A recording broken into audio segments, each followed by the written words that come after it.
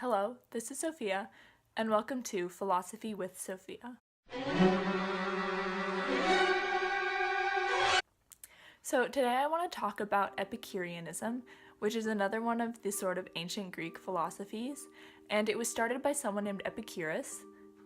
I don't know exactly how to pronounce his name, like it might be Epicurus, but I'm just gonna say Epicurus because that's all I got. And he was alive from 341 to 270 BC, I assume? BCE?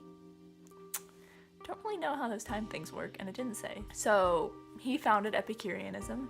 It is based on both the pleasure ethic of Aristippus, who was a pupil of Socrates, and it also involves the atom theory of Democritus.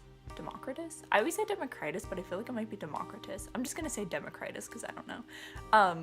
So excuse me if that's incorrect. So Democritus, who was like the person who thought of the atom, or the smallest thing that would be indivisible. And they were called the garden philosophers, the Epicureans, because as the story goes, they lived in a garden. They believed kind of in like pleasure over pain like the hedonists, but it was more like they didn't go as hardcore as the hedonists.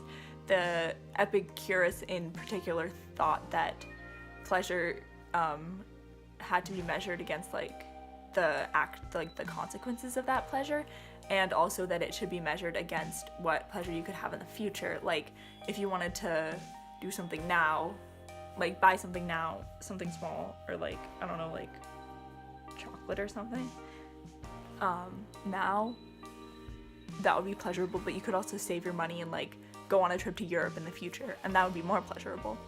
Well, I mean, I guess depending on who you are, but you know, like you have to weigh the outcomes of what your actions are going to be in long term and think about the future and stuff. And he didn't think that just like sensual pleasures were like the only pleasures, like eating and drinking and being in nice places. He thought also like friendship and the appreciation of art were counted as pleasures too, and they were like good things.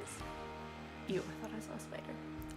But he was more moderate than the hedonist. He thought that enjoyment of life required self-control, temperance, and serenity, and that desires should be curbed, and serenity can help people deal with pain when it does occur. He also thought that to live a good life, the fear of death must be overcome, because you can't you can't live to the max if you're always worried about death. Life words to follow. And he used Democritus's soul atoms. Or Democritus thought that there was no life after death. He thought there were just like soul atoms in your soul that were the atoms of the soul. Epicurus used that to sort of help with the fear of death. He said, death does not concern us because as long as we are here, it is not here, and when it is here, we no longer exist. So it doesn't matter to us about death because we won't care when we die. And when we're alive, there is no death because we're still alive. So like, you shouldn't fear it. And the Epicureans weren't really interested in politics or the community. Epicurus said you should live in seclusion and stuff. Guess he was kind of a hermit. But then after Epicurus, the Epicureans developed a sort of like more into like self-indulgence, and their motto was like live in the moment. And that wasn't really what Epicurus was about. Like he put a lot more thought into it, but they became more like just like do what you want now, like get the most pleasure as you can in the present and don't think of the future. Well, Epicurus thought that you had to measure how pleasure you were going to have in the future so that you would know what to do now, and he thought a lot more about what would happen later as opposed to the later Epicureans who were just like, haha, LMAO, let's party, fam. Sorry.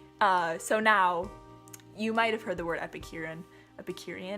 It's used negatively now to refer to someone who seeks too much pleasure and basically just like only lives for pleasure and that's all they care about.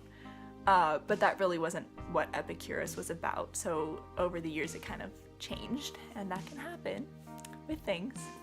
They change.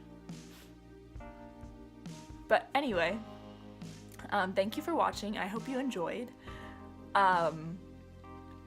There are probably more Epicureans that I didn't talk about because I only really know about Epicurus, who was the founder. But I think it's kind of an interesting take on like hedonism, because it is kind of a subsection of hedonism, but it's a lot more like, there's a lot more thought put into it than there is into hedonism, I think, in my opinion, from what I know about both of them.